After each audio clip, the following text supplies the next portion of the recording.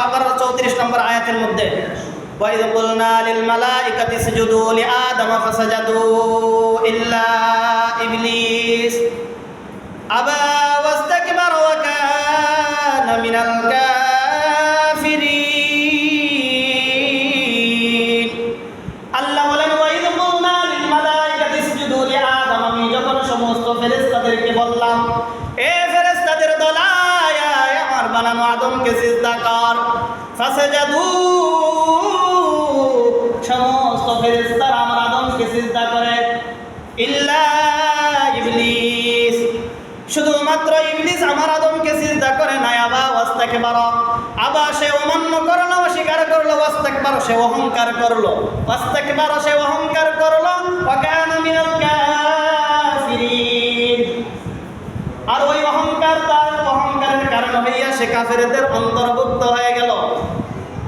আল্লাহ বলেন আমি সমস্ত আদম সন্তানদের আদমকে বানানোর পর আমি সমস্ত ফেরেশতাদেরকে বললাম আল্লাহ তাআলার আদেশে, আমি আল্লাহর আদেশে সমস্ত আদম সন্তান সমস্ত ফেরেশতারা আমার আদমকে সিজদা করে, কিন্তু ইবলিস সিজদা করে নাই কেন? আবা সে অমান্য করলো, ওয়াস্তাকবারা সে অহংকার করলো, আর ওই অহংকার করার কারণে কানা মিনাল কাফিরিন, সে অহংকার করার কারণে সে কাফেরদের অন্তর্ভুক্ত হয়ে গেল।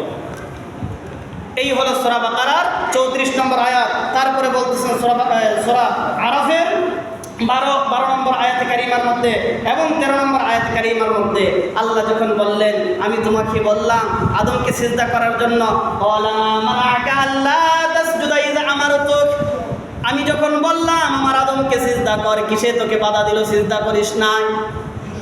সে বলল ক্বালা আনা খায়রুম মিনহু খালাকতানি মিন নার ওয়া খালাকতাহু মিন তিন।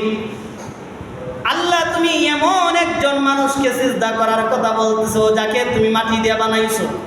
ক্বালা আনা খায়রুম মিন নার, ক্বালা আনা খায়রুম মিন নার, আমাকে তুমি মাটি দিয়ে বানাইছো। ইবলিস বলতেছেন ক্বালা আনা খায়রুম মিন নার, তুমি আমাকে আগুন দিয়ে বানাইছো। ইবলিস বলতেছে কি তুমি আমাকে আগুন দিয়ে বানাইছো। আর এমন একজন ব্যক্তিকে সিজদা করার কথা বলতেছে যাকে তুমি খলাকতানি মিন নার ওয়া খলাকতাহু মিন তিন, যাকে তুমি মাটি দিয়ে বানাইছো তাকে আমি সিজদা করব। এই যে আরেকটা অহংকার, তার দেখেন অহংকার, আমি কেন তার কাছে মাথা নত করবো যাকে তুমি মাটি দিয়ে বানাইছো আর আমি তার চেয়ে উত্তম, কেন তুমি আমাকে আগুন দিয়ে বানাইছো।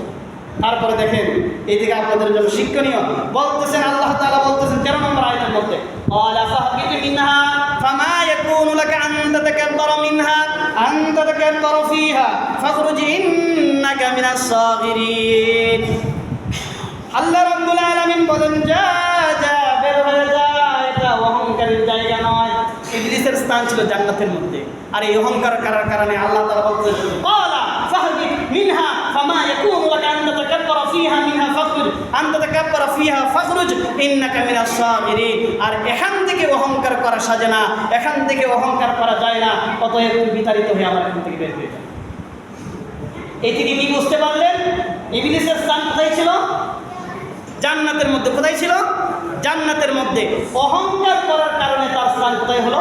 জান্নাত থেকে বের করে দিন আল্লাহ। তার মানে কি যে বা যাহারাই অহংকার করবে তাদের স্থান জান্নাতে হবে। এর প্রমাণ হচ্ছে সূরা আরাফের 13 নম্বর আয়াত। এখন নামাজ আপনি 100 বছর না 150 বছর পড়েন,